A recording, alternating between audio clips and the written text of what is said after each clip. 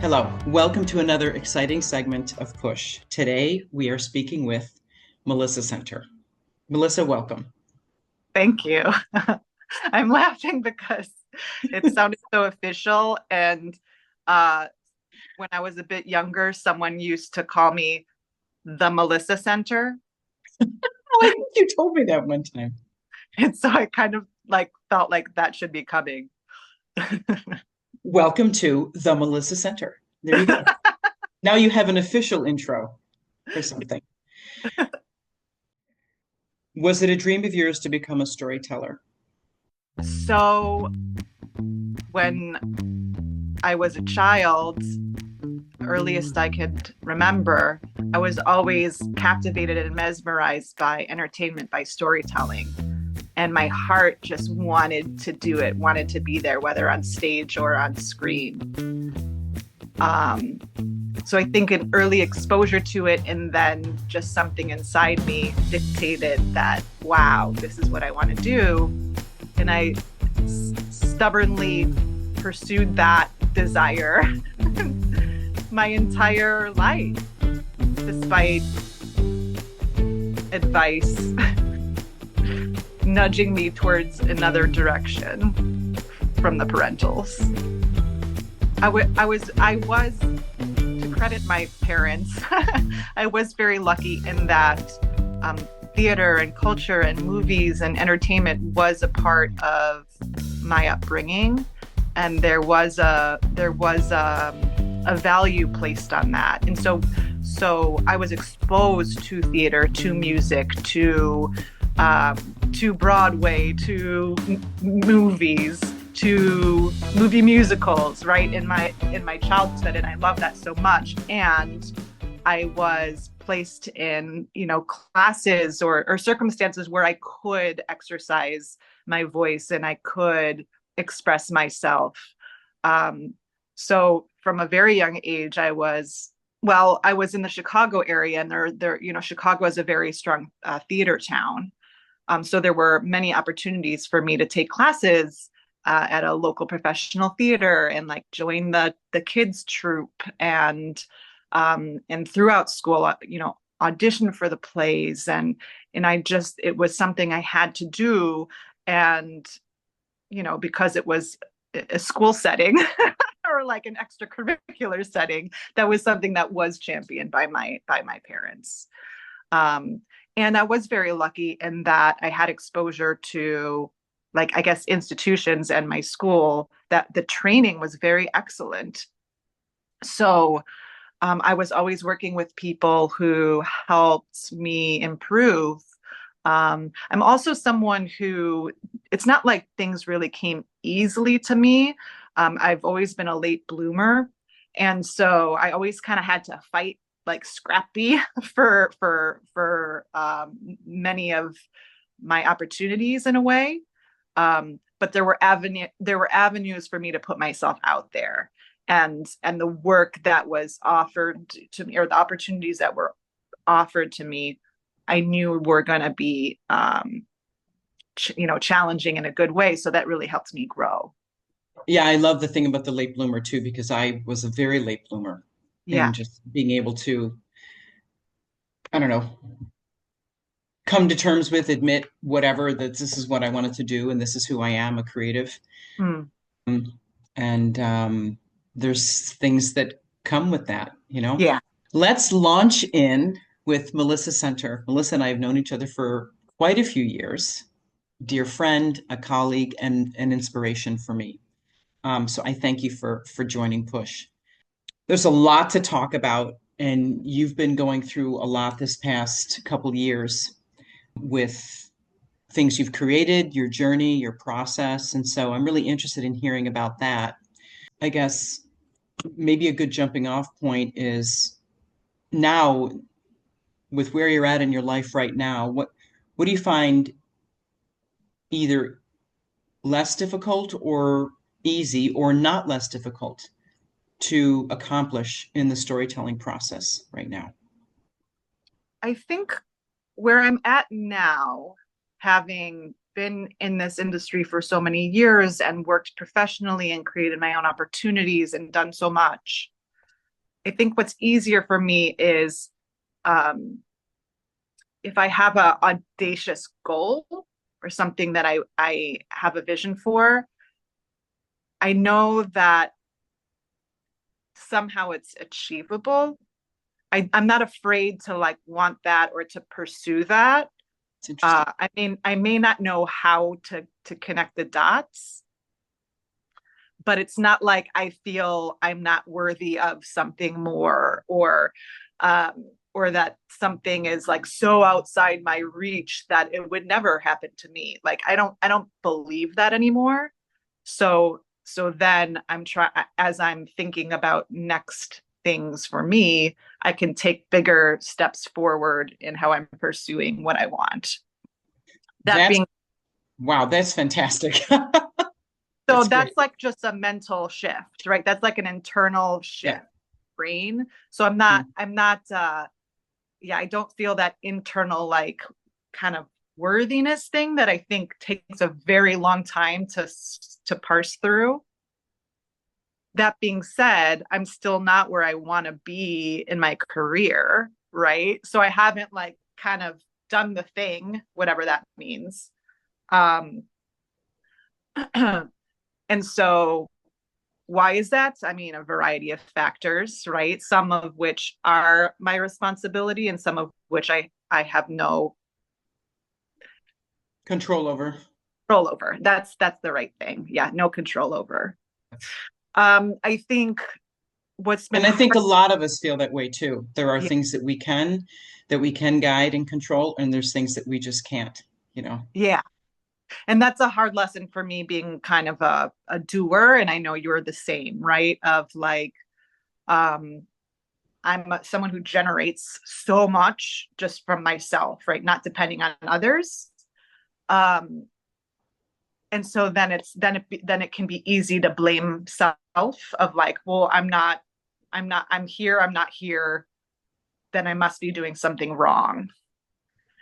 So I have that kind of loop in my brain a lot of the times, and I know Mm. intellectually I don't think Mm. that's the case, Right. but internally that's like clearly you're doing something wrong, or like you need to fix X, Y, and Z and problem solve because something's not working, and so then that can become like counterproductive.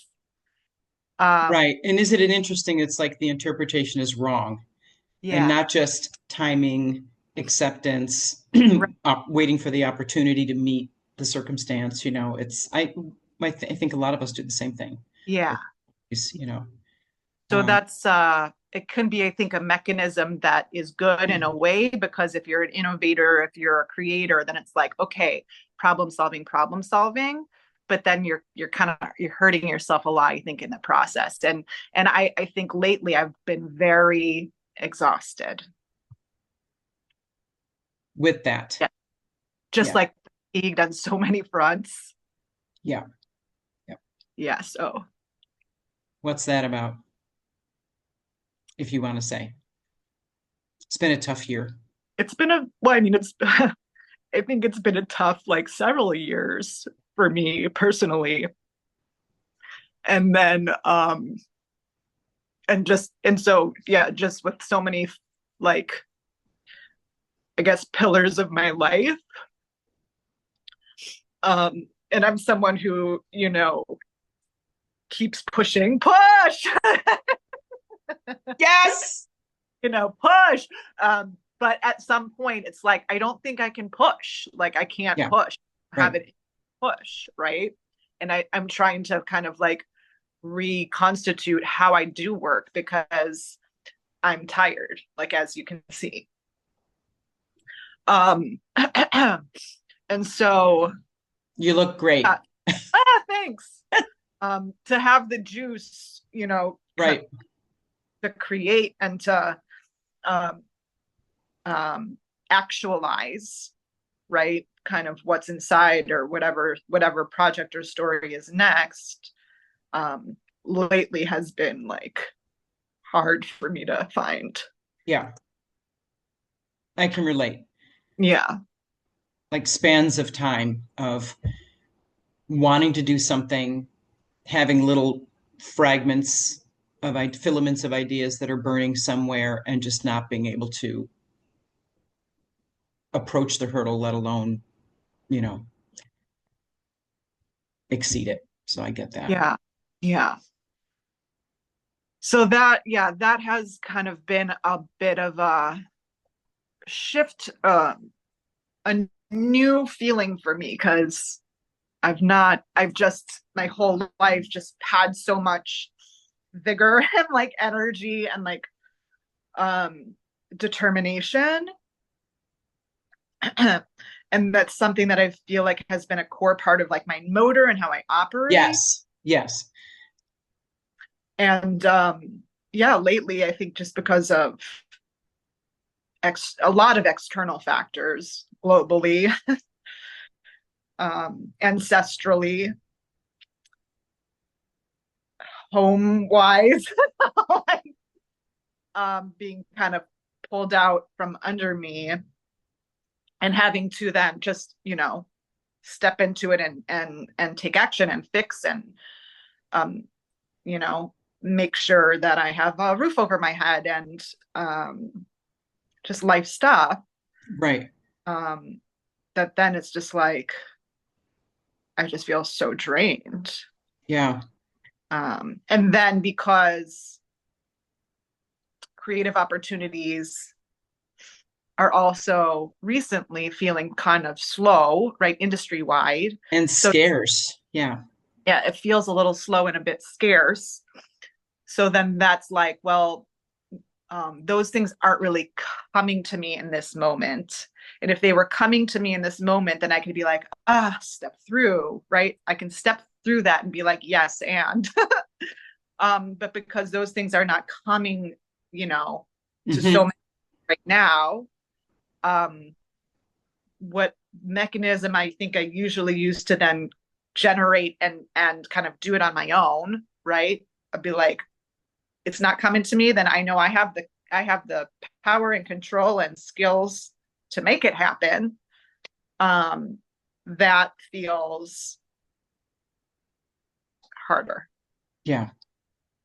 A little dimmer, right? Maybe. Dimmer. Yeah. Yeah, it's that. It just feels dimmer. Yeah. And that doesn't feel good to my whole spirit, to my whole self. I know that's not who I truly am, right? Of course. Yep. And So what I've been trying to do is accept that that is who I am at only at that moment or in those moments or in the now, yeah, yeah, and understanding that there might be it will change, yeah. ebb and flow like waves on the shore. Not to get all fucking spiritual here. Yeah, so I feel there is an expansion and a contraction in nature, and that is, you know, reflected in our lives Yeah. or mirrored or whatever the word is. Yeah. What did you say? The last Oh, or like mirrored or mirrored, right, yeah, exactly. Yeah. yeah, yeah. Thank you, first of all, for being so candid and open and vulnerable. Thank you. Yeah. I can't not, and I think, you know, this we're artists, right? So Right. it's like a blessing and a curse because we have access to that and like I always feel comfortable being vulnerable and sharing my feelings. But then it's like, this is how I operate all the time. Like, that is also feels like it's exhausting too. It's like It's like I'm all fucking crying. it's how we go about our way in the world. I hear you. I get it. And and where is that? And where is that accepted? And where is that allowed? Yeah, And like, kind of not taken in a way that's going to be an admonishment for you just showing up and being you. It's not like you're putting anything on anyone, but if someone asks you a question, you have we have an honesty, uh, yeah. and I think that's a good thing. I think that Hey, the world looks I, to I was creatives and artists for that. I mean, I guess that's what our function is kind of in society. Um, and I was laughing a bit internally because when I moved back to New York after I was in Los Angeles for 10 years. When I moved back to New York, I had I revisited singing again. I started to sing again, and I had a lesson with my dear friend who coaches musical theater folks, um, Michael. And, music and song also kind of, connects you to your breath. And so then you're feeling lots of feelings that are lodged in there somewhere.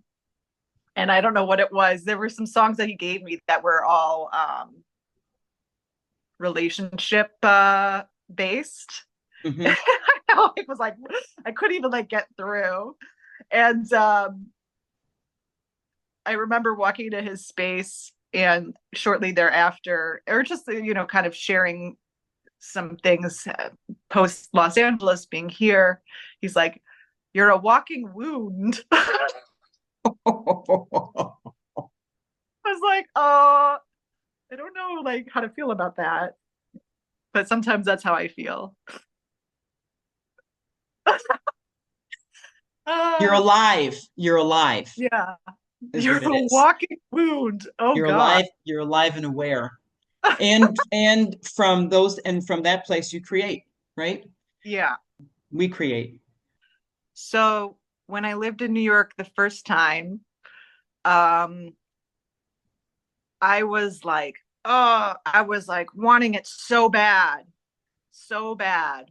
And I really wanted to do TV film stuff. And I felt like I was pigeonholed at that time as like a musical theater performer. And I say it that way because there was a little bit of a stigma um associated, and at least that was my perception at the time. Um of kind of a vibe that I thought was slapped on me because I'm young, I'm petite, I look, I can be perky at times. But that felt like something I was putting on and not like really who I was inside. Right. And I felt I had more to bring to the table in terms of myself as an actor and with my voice. And I felt like whatever was available to me at that time, roles wise, wasn't matching up with my like internal story, like what I wanted to usher forth, the sensitivity I had, the vulnerability I had, the all of that. The opportunities available felt very surface to me, and I was looking to engage in deeper work. Right. You had more So capacity. Yep. yeah, so I I was working at the time that I created my series. I had started studying with Win Hanman, who unfortunately passed during COVID, but he's like a very prolific director, teacher. He was the artistic director of the American Place Theater, which was like the birthplace of the off Broadway movement scene. And his rooms were like sacred.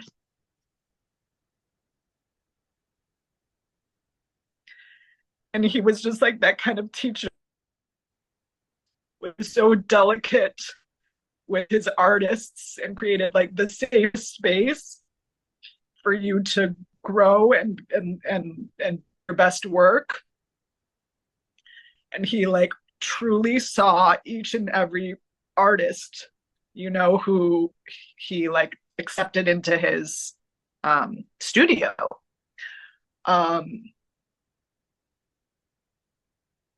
and so it was like the first time where I felt like, oh, okay, I'm surrounded by people who are excellent. Um, I was up leveling with the people in that room. I was being challenged. I was really learning like um how to be in craft. That sounds like so pretentious, but like just how to be an actor and how to show up in a very different way than I was Right. used to. And I think part of that comes back to like how women are treated and how like infantilized I was. Hmm. And I felt like very frustrated that I wasn't being taken seriously. And I think again, I think because I'm short, I look younger than I am. I have like a nice way about me. I've always felt that people um, underestimate me Hmm. or make assumptions. And yeah, I didn't have the language of around it yet, but there was like an infantilization Yeah, that's that I something always felt. that is something I understand that. I've experienced that in different situations, Yeah, and it's infuriating, you know. And yeah. you get to a point where you either have to you put your foot down and say something, or you just accept that that's what's going on. But how does that change? And to your point of Win Handman, you were learning a process, right? Along with the Hmm. craft. So did you feel that Yeah. in this room, or did you feel respected and celebrated then? Oh, you mean inside his walls? Yes, Always respected and celebrated. right. I never felt that I was handled with anything other than care and respect. It's great. He was a very boundaried person, right? And sensitive. And so there was never any toxic dynamics in there. Like it was a very sacred and safe space. Hmm. And he cultivated artists who have done some amazing work out in the world, bold and amazing work. So it was very much an honor to work with him, and I had the opportunity to originate a solo show through his American Place Theater Literature to Life program. One of the first things you worked on was something called Missed Connections, and All I Want was a major feature, and RV. So just a little bit about each of those. So I came across one day Misconnections on Craigslist, and I was like, "What is this?" And I clicked and started to read them, and I'm like, "Oh my god, these are insane!" And I started What's to wonder who writes this thing. what is the Missed Connections on Craigslist? Oh yeah, so people would see someone out in on the street or on the subway or who knows where in life in New York City, and they would have some sort of, let's say, attraction to someone else. And then they would go on Craigslist and they would make it a post saying, W woman for man, or woman for woman, or man for man. I saw you on the subway and you were wearing a backpack and had blue hair, and our eyes met. And it would be, they would describe the person they saw in the interaction in hopes that somehow the person happened to log on to Misconnections, I don't know, and see it, and then would reach back to the person, and then love would spark, or who knows. So I found this fascinating. um and there were so many different just scenarios and characters, and it really, like, it made me feel excited. I mean, I even talking about it right now, I'm like, it's so kind of strange and magical. So I thought, I started to pull the ones that had the most juice for me, or kind of I could see the character in my mind, and I thought, well, maybe I can put something together and use these almost like a monologue as a different character exercise, kind of like what I had been doing with Win, but comedic, right? Right. Um, and then my partner at the time was in the film world, like as sometimes gaffer or DP, and so I was like, "Hey, can you help me like film this stuff?" So I would take a posting that I saw, and I would imagine a character, and we would just film it almost like a monologue straight to camera, and then I turned it into this web series. Amazing. Yeah, I don't think I knew about the Writers Guild East caucus. That's incredible. yeah, Time. And of course you'd feel like, wow, now I am moving and shaking something that now I have more direction. You can guide your own direction with, right? yeah. You know? Two films that you created that we're going to discuss next, you're going to share the whole process with us, are All I Want and RV. What can you tell us about those? Okay, so we'll start with first things first. I made a feature before I made a short film, which is backwards, but that's what I did. C'est la vie. Uh, yeah, c'est la vie. Um, and actually, I think it's an interesting segue to when I was talking about my mentor, Win Hanman, because he used to say to each according to its need. And that was really like how you approach text as an actor, right? Because you're going to show up to Shakespeare differently than you're going to show up to Sam Shepard and whatever the writing is. So I feel like that really applies to all the projects that we put together because there's a particular need in the moment that kind of then dictates the form and the kind of creative And needs the and who comes execution. in, the Yeah, execution, all of it.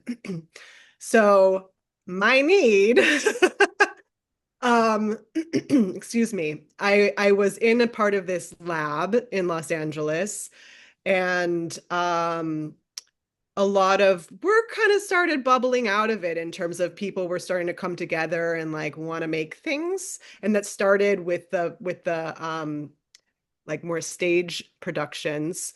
Um, and I really was always inspired by ensemble stories. So like I loved the Anniversary Party, mm, the film. And I would watch that and I like wanted to be them when I grew up, right? Those actors, like such great working actors, a lot of theater people, like character actors, and it was all an opportunity for them to just like dig into their gifts and shine, right? And loved like Gosford Park and all the Altman films, right? I just would get so giddy when I would see all of these characters coming together in a particular setting, and that was really that kind of turned me on. So in the back of my mind, I think I always like wanted to put something like that together. And then here I was in this lab of like really wonderful actors and work was starting to come up. And I want to create something kind of where my colleagues can shine. So that was a concept in my mind. right. I mean, And and that's then great too, because you knew who you wanted to be working with. yeah, exactly. And then there was something deep inside me that was agitating. So I knew I wanted to make something. And there were basically like two concepts I came up with at the time because I was like, what can I do with an ensemble of people in a single location where everyone would have like a narrative and we could kind of mine everyone's talents and have it make sense. And then I pitched my idea. Um, I think there was something in me agitating before I knew what was happening in my own life. It was very much mirroring, I think, some struggles that I was going with inside my own relationship at the time. Um, Right, I was trying to find the language around it. I was trying to find my way through my feelings around it. This was like a 10-year relationship that I was in. Um, and so I came to the group and I pitched my friend's idea and I pitched my concept, which centers around, dear friends getting together on a 10-year anniversary, um, to kind of announce that the couple is parting ways. So I a bit predicted the demise of my own relationship. I oh was no, I oh was no. I was still with this person at the time. This is a little bit personal, I guess, but that we were doing kind of some long distance in this period. Um, and I remember us going on a hike, and I like actually pitched the idea to him. He was in the film as well. So it was really before I kind of felt comfortable making a decision about how I wanted to move forward with this relationship. So I think the need was me really trying to understand and like process where I was at in the context of this relationship and how like lonely I felt at the time and like really struggling with the concept of like is there a perfect match, right? Like what do you Right, do when a relationship there's nothing wrong with it per se, it's just not it, or it's not meeting a need, or it's not fulfilling, and you're best friends, and how do you even consider um walking away from that, right. right? And as a Right. woman who like is ambitious, right? Do you have to choose between kind of your career aspirations and like the relationship you have? Are you hiding in that relationship? Like there are all these things that I was really trying to understand. Um, and I think I was like in advance, like mourning the potential end of a 10-year relationship, and I needed Right. to channel it somewhere. So I pitched this to not these words exactly, but I pitched this concept to the group of people, and they were like uniformly like that one. And so then one of the people who was like in my little West Hollywood living room and listening to the thing reached out to me and was like, hey, I would help you write this, West. And so I was like, huh, I didn't really know that West was a writer. Had he been a writer, you just didn't know it? Well, so I didn't know this. He's an actor. And then I had him send me some things that he wrote. And I was like, oh, this actually, he's very clear on structure. And I was like, this is actually great. And my goal was like, I had the concept, right? I knew this was going to be single location. I had a clear idea of like my character and what was going to transpire, and the world. And we both wanted to make it for this group of people in particular, and we wanted it to feel like inclusive in a way. So we reached out to the people to be like, hey, what are some things that you might want to explore within this? Like, we want to help you shine. So what are some things that you might want to explore in terms of your own things that you're dealing with? We wanted to make it real and have people feel like really personally connected. So it was ready to kind of move forward with. And because it was going to be such a large cast, we basically had like a sliver of time when we could make it before episodic season kicked in, and like everyone would be crazy with auditions. Right, right. And so we're like, we're shooting it this summer and it's happening. And then Well, it's great when you put your mind to something, because then it does really roll. It oh really yeah, does. like we were like, it's now or never, right? And so then it's like, how the fuck am I gonna make this thing happen? And suddenly I was having to crowdfund again. Now, this is a way larger scale than I was used to, so it was really scary for me. And then I decided to launch a campaign, and my thought going into it was like, I'm gonna make this thing whether I raise $1,000 or $50,000 or whatever. It's like, this is fucking happening. So if we have $2 to make this, it'll be what it is. And that was the intention going in. Let's just go in there and get it over with.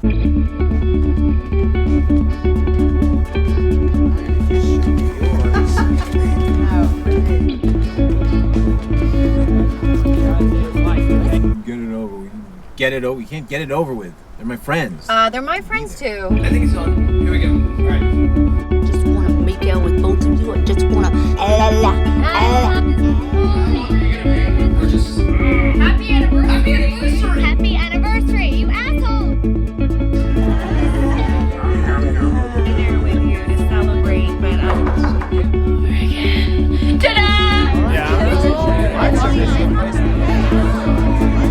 Yeah, but you don't count. You're not a regular. oh, I'm sorry, I'm not a regular. I just mean that we can't get it over with. It's a big night for them, and I want to be there.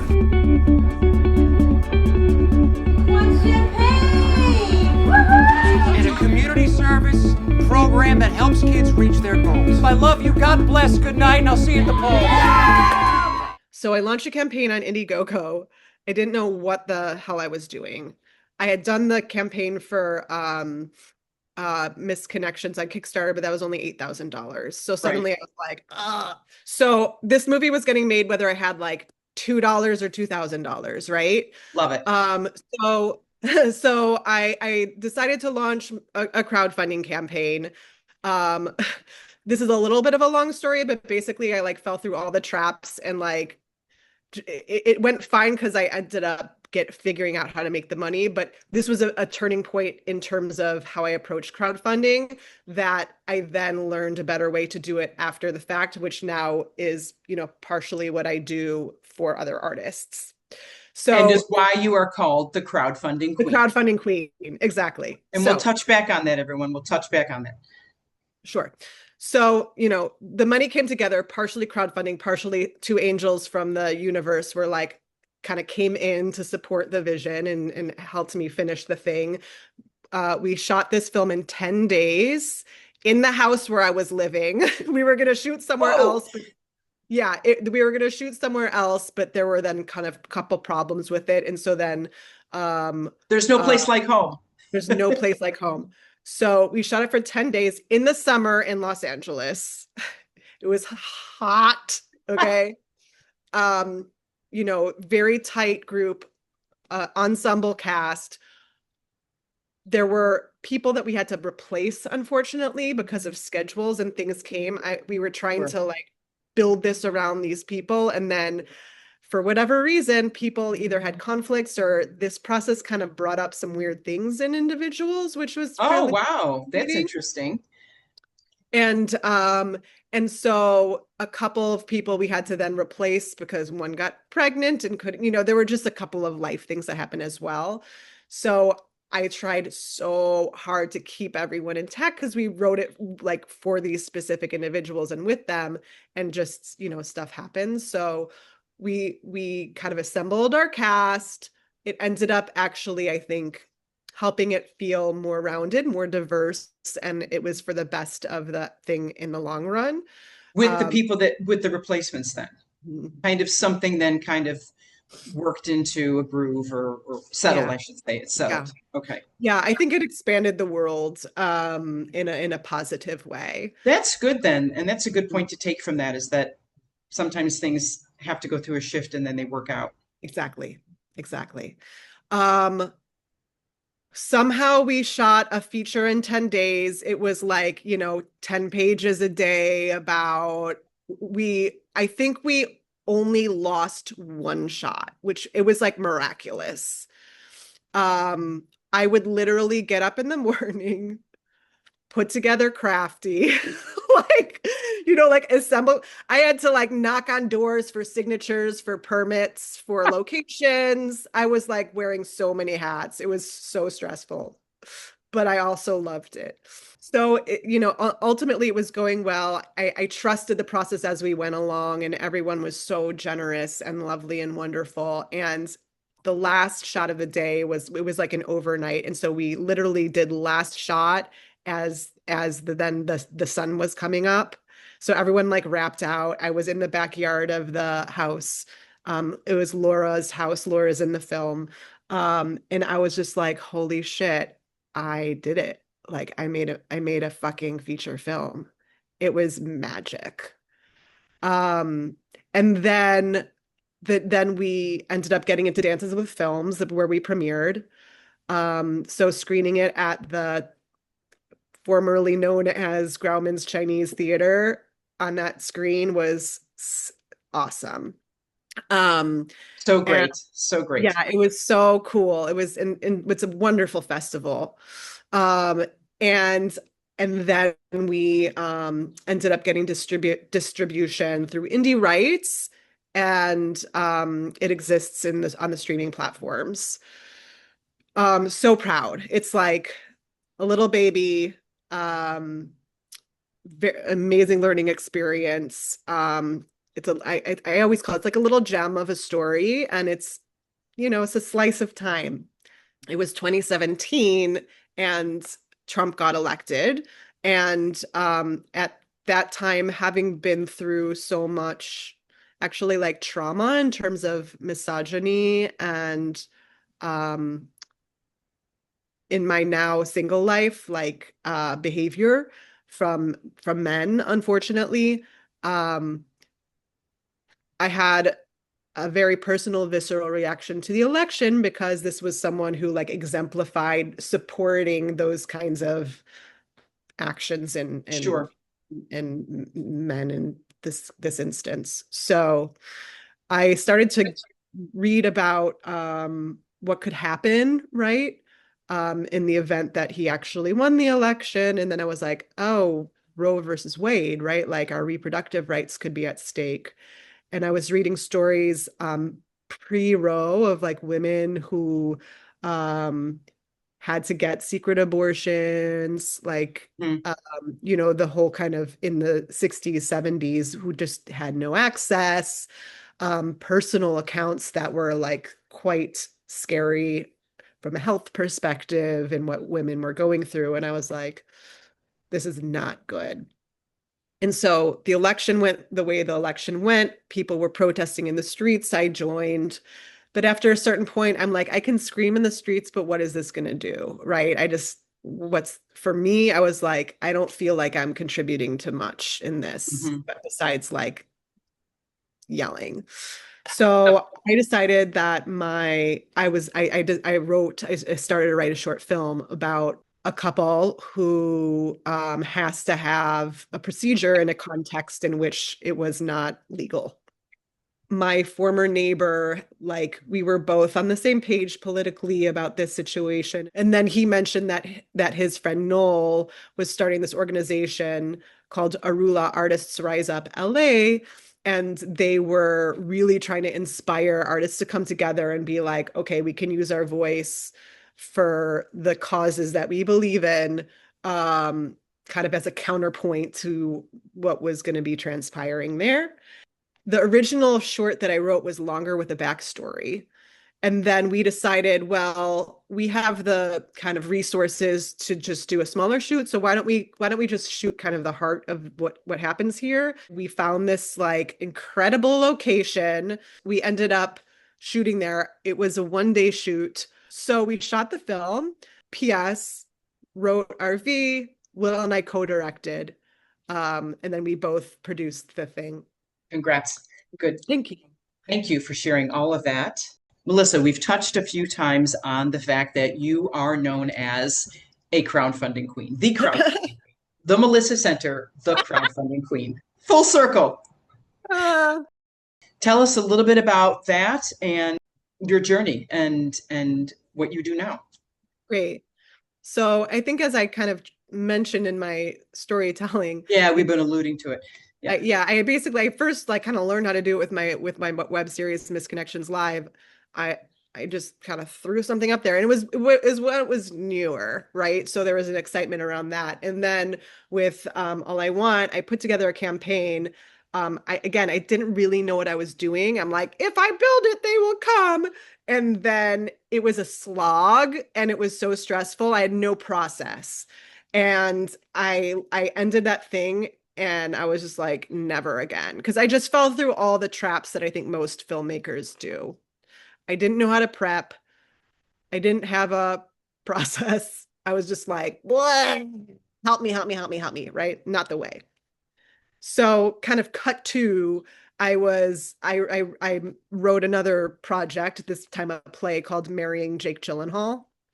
And like All I Want, like RV, I had to make this thing. Like it was just so clear internally. And then like the response I was getting, that suddenly I'm like, well, I have to raise money again. I guess I'm going to have to crowdfund again.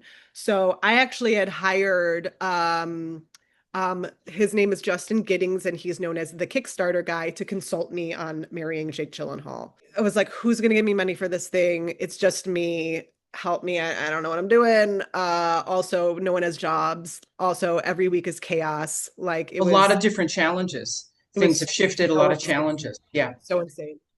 But just put my faith into it, launched a campaign. It was a wild success. After that, people were like, I've seen all these crowdfunding campaigns, but yours was amazing. How did you do it? And so then I approached Justin to say, hey, people are wanting to hire me. I would essentially be like sharing what I learned from you, what would be fair to you. So at first he thought, oh, maybe you can just like license my course and do what you will. I was wanting to expand my income source. And so he's like, I've got an idea. You take my people. And so for a while he was like focused on some other things. I was the prominent coach under his umbrella. So I was doing that for a couple of years, and then ended up moving back to New York City. And at that point I was looking to expand. So I started to build out my own process, kind of ran it by him to make sure that we were, in good faith, on the same page. And like, there was no I don't know even what you say. I just wanted to make sure everything was above board and kosher and whatnot. And so I started to build out my own way of working in this process. I saw a need with a lot of the women that I was working with. There's a different thing that we bring to the table, a different need. Speaking of, to each according to its need. It's a very vulnerable thing to ask for help, period. I think we as women wear so many hats by ourselves. It's a very vulnerable thing to build team, right? To accept support. And these are two key components of what makes a campaign successful. So I decided to kind of weave in some of that, right? Weave in some of that inner support and like kind of adjust some of the language to meet a hole in what I saw was in this process. And then I started to work one-on-one with many clients who were very successful, and you know, very much inspired actually, and I'll give him so much credit, by Justin, the Kickstarter guy. I'm like, I need a name. So then the crowdfunding queen made a lot of sense. It was like really fun and kind of has a sense of humor, but like high vibes feeling, and people resonated with it. And then And arty, I mean, you know. yeah. And then that became a bit of a moniker. So now I still will partner with Justin on certain clients, like kind of under his umbrella.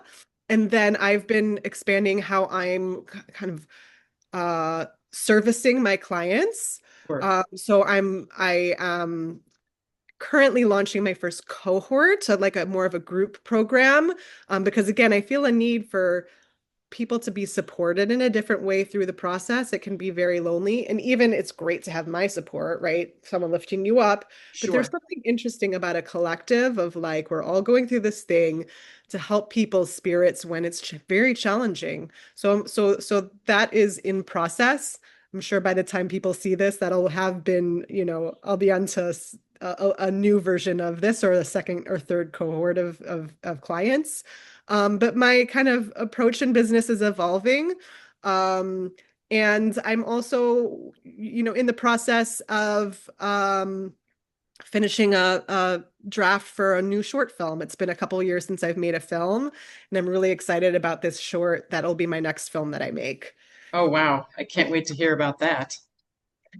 I'm Yeah. sure we'll talk about it. I know you don't want to, you know, we'll hold it for another time. Yeah, That's exactly. exciting. How short, when you say short, how many pages, how many minutes? What are you thinking? It's about 20 pages at this point. Oh, good. I Okay. think it's like 19. I'll start to share it with people. Sure. And I'm really excited about this. Oh, I'm excited to hear about it. Yeah. I'm excited you're excited. That's good.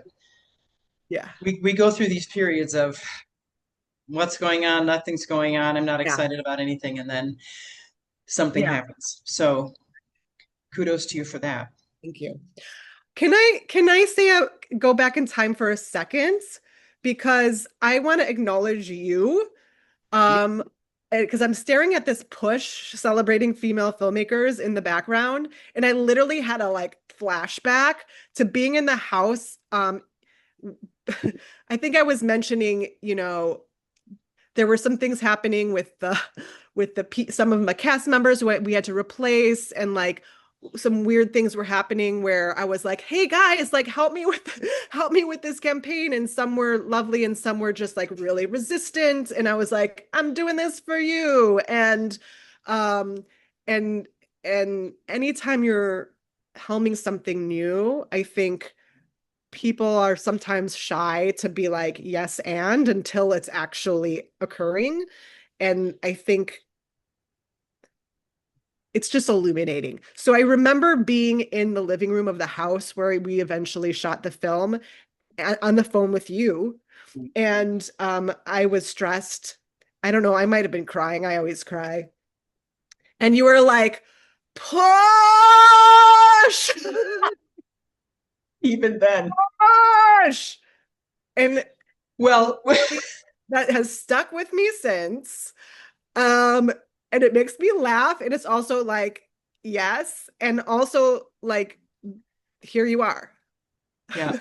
Well, thank you I don't remember that, but I'm having a vague I mean, I didn't remember that, but I'm having a vague recollection of that and Yeah. saying that.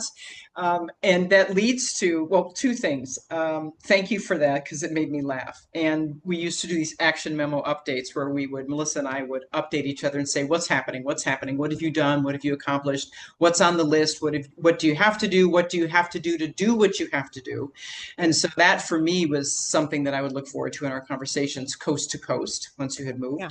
So we were no longer standing on the stairs of Archivo. And the finishing, one of the finishing questions is, do you liken the creative process from start to finish to giving birth? I guess it's a good segue, right? I wouldn't know because I've never given birth. I have a fur baby named Scout, Right. but of I course. imagine, obviously, physical bodily sensations aside, so you are ushering in a new form into the world, and it's painful, on a different way, not physically, although sometimes, but I think emotionally. Well, you said earlier in the interview too, it's a little baby. It's your baby. Yeah.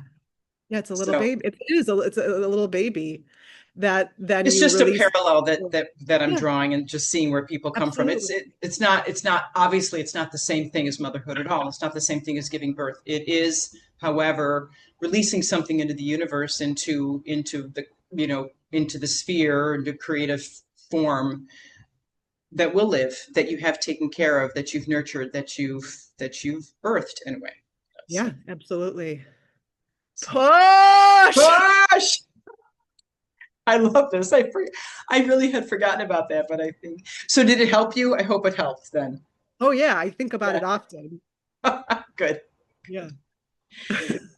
Melissa, thank you so much. It's been fantastic to hear the story behind the stories, which is what one of the things Push focuses on as we celebrate female filmmakers, and the strength and the integrity and the pride and the blood and the sweat, all of it, and the joy. So thank you. It's been such a pleasure to do this with you. Push! As it's been a pleasure, our relationship, these many years. So Yeah. Gratitude. Thank you. Good luck. And I look forward to hearing what this new film is. Yeah. And seeing what's going on. Yeah. Thank you everyone again for tuning in to this segment of Push. We'll see you next time.